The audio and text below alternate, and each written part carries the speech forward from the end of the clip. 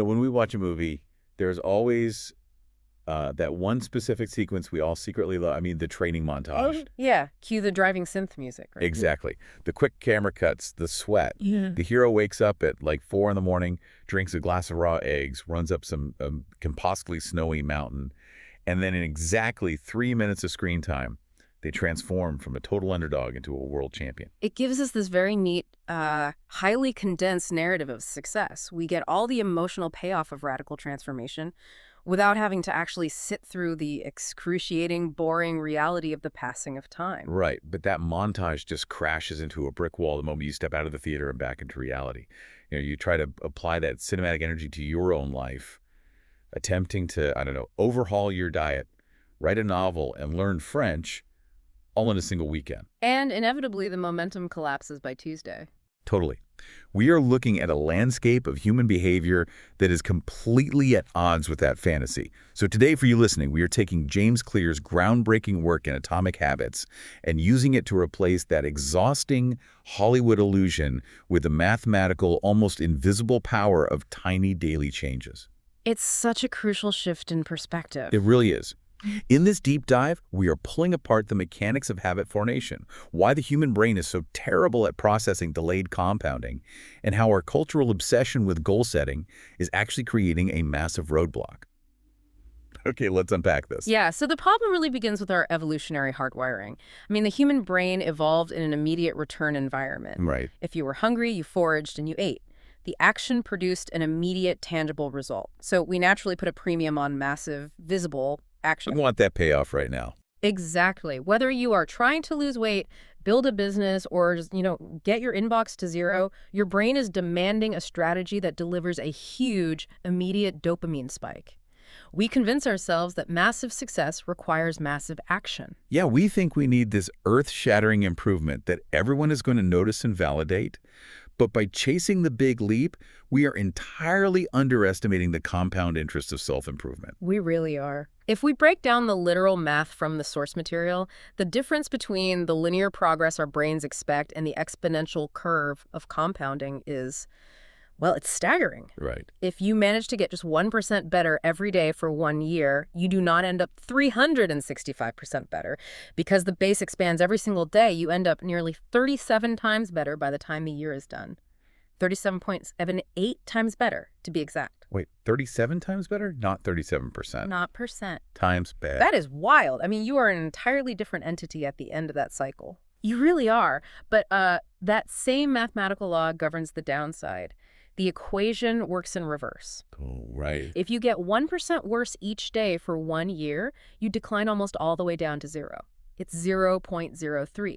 Wow. And the danger of a 1% decline is that it rarely feels like a failure in the moment. Skipping one workout, eating one terrible meal, or, ignoring one important email doesn't cause your life to fall apart that afternoon. Because the feedback loop is dangerously delayed. Exactly. It is the accumulation of missteps, duplicating tiny mistakes day after day that eventually triggers a toxic cascading result. Right. And to bring this out of the realm of abstract math, we have to look at the legendary turnaround of British cycling and Dave Brailsford. For you listening, if you aren't a cycling fan, you really need the historical context to understand the sheer scale of their incompetence. It was pretty bad. It was terrible. For 110 years, British cycling was the undisputed laughingstock of the professional sports world. Since 1908, they had won a single gold medal at the Olympic Games. Just one. One. And in the Tour de France, which is obviously the premier event in the sport, they had 0 victories in over a century. It's actually crazy because top bike manufacturers in Europe literally refused to sell bikes to the British team. Wait, they wouldn't even sell to them? No. They calculated that having other professionals see the Brits using their gear would actively harm their brand value. That is so embarrassing. I mean, imagine being so notoriously bad at your profession that the people who manufacture your tools will not even accept your money. Unbelievable. So in 2003, the organization brings in Dave Brailsford as their new performance director. And Brailsford was an outsider in his approach. He didn't come in looking to reinvent the wheel or, find a silver bullet to magically fix a century of failure. Right. He instituted a doctrine he called the aggregation of marginal gains. Yeah, he searched for a tiny margin of improvement in literally every conceivable area. He figured if you break down everything that goes into riding a bike and then you improve each of those microscopic pieces by just 1%, the accumulated advantage would be massive. So they started with the obvious mechanical tweaks, right? Yeah, they redesigned the bike seats for slightly better ergonomics. They put riders in wind tunnels to test aerodynamic indoor racing suits. Okay, that makes sense for a cycling team. Sure, but then the doctrine pushed them to become obsessively granular about human biology and the environment.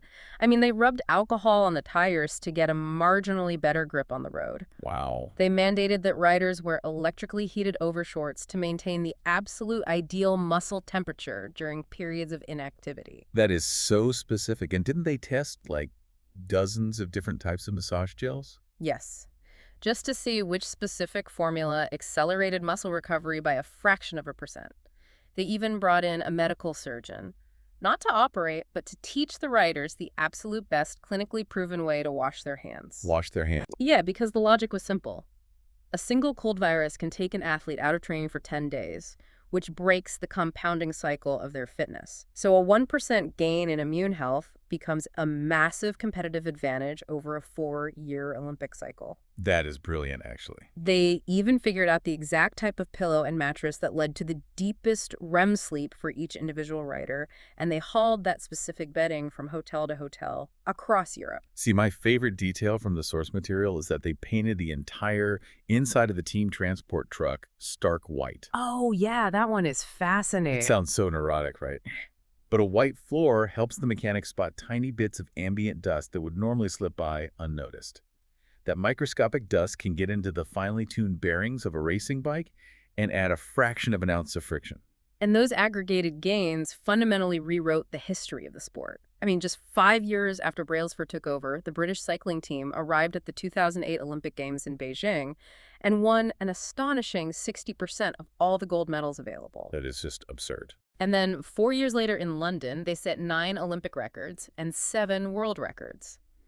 That same year, Bradley Wiggins became the first British cyclist ever to win the Tour de France. And then the next year, Chris Froome won it. Exactly.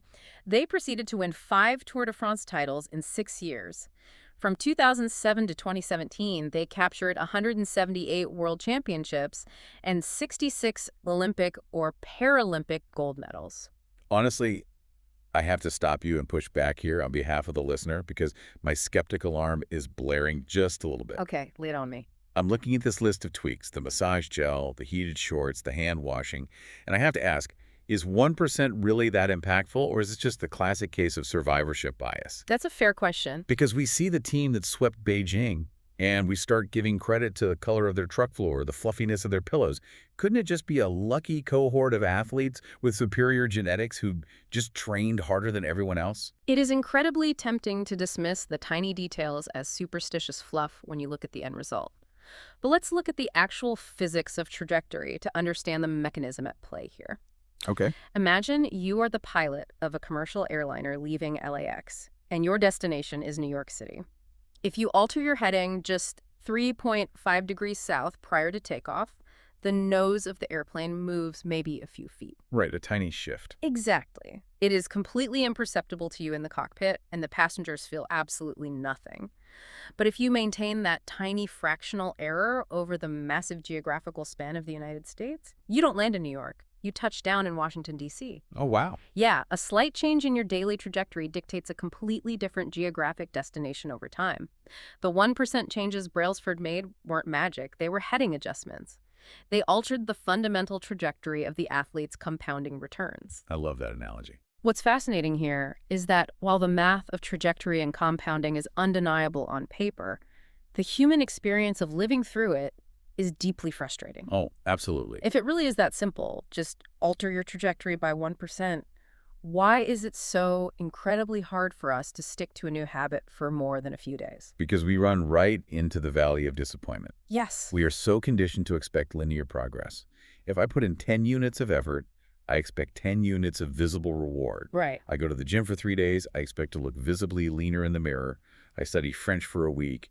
I expect to be able to order a croissant in Paris without sounding foolish. But compounding results are highly delayed. The Yeah. effort is accumulating, but the visible output hasn't crossed the threshold of human perception yet. You are putting in the work, but because you don't see the immediate linear payoff, the brain interprets the lack of visual feedback as a failure of the habit itself. Yes, and the source material uses this brilliant ice cube analogy that completely rewired how I view my own stalled projects. It's so good. Imagine you are sitting in a freezing cold room. You can see your breath in the air. The temperature is 25 degrees. Sitting on the table, right in front of you, is a single ice cube. Hmm. Now, slowly, the room begins to heat up. 26 degrees, 27, 28. And you are staring intensely at the ice cube, looking for any sign of change. Right, 29 degrees, 30, 31 degrees. Nothing is happening. The ice cube is structurally identical to how it looked at 25 degrees. You have endured 6 degrees of temperature change, 6 units of forward momentum, and you have 0 visible result to show for it. It feels like a complete waste of time. It really does. Then the room hits 32 degrees. The ice begins to melt. A 1-degree shift. A 1-degree shift, mechanically identical to the ones before it, suddenly unlocks a massive, undeniable phase transition. The crucial realization is that the thermal energy applied from 25 to 31 degrees was not wasted. No, it was being stored. Exactly. It was doing the invisible internal work of breaking the molecular bonds of the ice. The melting at 32 degrees is just a lagging indicator of all the stored potential finally being released. Broadening this out, this is not just a self-help metaphor. This is a universal law of nature. It is the hallmark of any compounding process in biology or geology. Like what? Well, consider cancer. A tumor spends 80% of its lifespan completely undetectable in the human body. It is growing, it is compounding exponentially, but it exists below the threshold of medical visibility. And then seemingly out of nowhere, it dominates the body in a matter of months. That's terrifying, but it makes perfect sense. And bamboo operates on the exact same principle, right? It does. You plant a bamboo seed, you water it, you cultivate the soil, and for 5 entire years, you barely see a single shoot break the surface. To the naked eye, nothing is happening. Nothing at all. But underground, it is building this massive, complex, fibrous root system. It is storing potential. Then, in its 6th year, having built the necessary infrastructure, it explodes 90 feet into the air in a mere 6 weeks. Look at tectonic plates, too. They grind against each other for millions of years. The friction creates unimaginable stored kinetic energy deep within the Earth's crust. No one on the surface feels a thing. Right, the landscape looks completely static. And then, one day, they slip a fraction of an inch, just like they have for ages. But the stored potential breaches the threshold, and a catastrophic earthquake erupts in seconds. This phenomenon is known as the plateau of latent potential. People start a new routine, they make a few small behavioral changes, they fail to see a tangible result within a week, and they quit. Which is tragic. It is. Complaining about not achieving success despite working hard is literally like complaining about an ice cube not melting when you heated it from 25 to 31 degrees. The work is not wasted, it is just accumulating. There is a quote hanging in the locker room of the San Antonio Spurs, which is, one of the most consistently successful franchises in NBA history. Oh, I love this quote. It's from the social reformer Jacob Riis, and it perfectly captures this mechanism. He wrote about watching a stonecutter hammering away at a rock perhaps 100 times without as much as a tiny crack showing in it. But on the 101st blow, the rock splits cleanly in two. Right. The stonecutter knows it wasn't that final blow that did the work. It was all the invisible stress fractures created by the 100 blows that came before it. But if we acknowledge this reality, it brings us to a major psychological hurdle. Yes, and I am asking this for everyone listening who feels like they're currently trapped in the freezing room staring at an unchanging ice cube. Yeah. If all the rewarding visible action only happens at 32 degrees, how on earth do we survive the 25 to 31 degree phase without losing our motivation and just abandoning the effort? We survive the plateau of latent potential by abandoning the very thing we rely on most. Our goals. Our goal. Setting a more ambitious goal will not help you survive the valley. In fact, goals are the primary culprit setting us up for emotional failure during the delayed compounding phase. The antidote to the valley is shifting your entire operational focus to your systems. Here's where it gets really interesting. Because we have been spoon-fed the dogma of goal setting our entire lives. We're taught to set SMART goals, to build vision boards, to constantly visualize the finish line. But relying on the goal is actually a structural weakness. When you really analyze human behavior, the goal-centric mindset breaks down on multiple fronts. The most obvious flaw is survivorship bias. Right. Look at the people who reached the pinnacle, the survivors, and we mistakenly assume that their massive, ambitious goals were the mechanism that drove their success. We completely ignore the hidden graveyard of people who had the exact same objective but failed. Every single athlete at the Olympic Games wants to win the gold medal. Every candidate applying for the executive position wants to get the job. If the winners and the losers share the exact same goal, then the goal itself cannot be the variable that dictates success. It's exactly. The goal was always there for British cycling.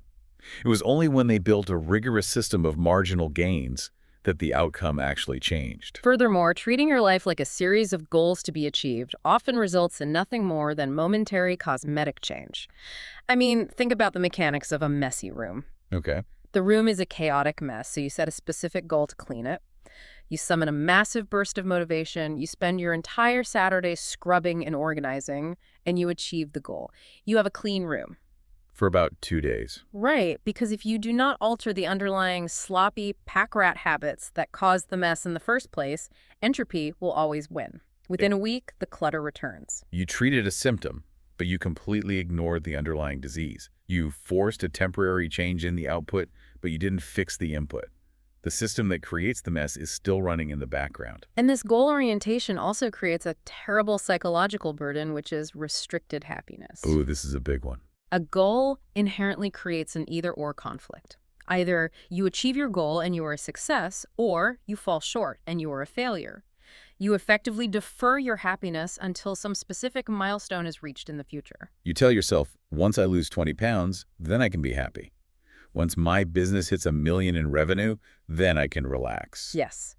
You are restricting your satisfaction to one highly specific, incredibly narrow future scenario. And during the entire journey there, you feel inadequate. Which is miserable. It is. But when you adopt a systems-first mentality, you fall in love with the process of running the system itself. You don't have to wait months or years to give yourself permission to feel successful. You can be satisfied today, right now, simply because your system is running as designed. The most dangerous mechanism of all, though, is the yo-yo effect. Setting goals is often fundamentally at odds with long-term progress because of how dopamine functions in the brain. Ah, the marathon runner phenomenon. Precisely. Think about someone training for a marathon. They run miles every morning, they eat perfectly, they are incredibly disciplined for months. But the moment they cross the finish line, the external dopamine trigger, the race itself, is completely removed. And without that external goal pulling them forward, and without an internal system to sustain the behavior, the habit just collapses. They often stop running entirely the next day. We see this constantly. Yeah. People heavily restrict their diet to hit a target weight for a wedding. They achieve the goal, and then they gain all the weight back on the honeymoon because the external motivator vanished. Right. The purpose of setting goals is to win the game. The purpose of building systems is to continue playing the game indefinitely. I mean, think about a legendary sports coach like Bill Walsh of the 49ers. He used to say, the score takes care of itself. That's a great quote. If a coach completely ignored the goal of winning the championship and obsessed entirely over the system, how the team practiced, how they communicated, how they executed the fundamentals every single Tuesday afternoon, would they still win? Yes. Because the daily system is the only thing that actually generates the final score. Which brings us to the core thesis of James Clear's work, and really the absolute crux of this entire deep dive. You do not rise to the level of your goals. You fall to the level of your systems. Let that statement completely override the training montage in your head. You do not rise to the level of your goals. You fall to the level of your systems. It is an incredibly empowering realization because it removes the burden of personal failing. If you are struggling to build a good habit or break a bad one, the problem isn't that you lack willpower or that you are inherently flawed. Right. The problem is simply your system. Bad behaviors repeat themselves not because you don't possess the desire to change, but because you have designed an environment and a system that actively facilitates failure. So what does this all mean? For you, listening right now, it means recognizing a hard truth. Your outcomes in life are simply lagging measures of your daily habits. Your current bank account balance is a lagging measure of your financial habits over the last 5 years. Your physical health is a lagging measure of your daily eating and training systems. Even the clutter on your desk is just a lagging indicator of your daily organizational habits. You get exactly what you repeat. And this should be a massive relief. It means it truly does not matter where you were starting from right now.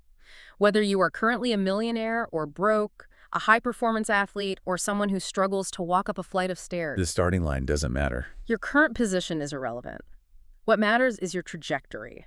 Are your current automated daily systems putting you on a heading of 1% continuous gains or 1% continuous losses? And if we connect this to the bigger picture, the math of 1% and the focus on systems goes much deeper than just what you accomplish in the external world.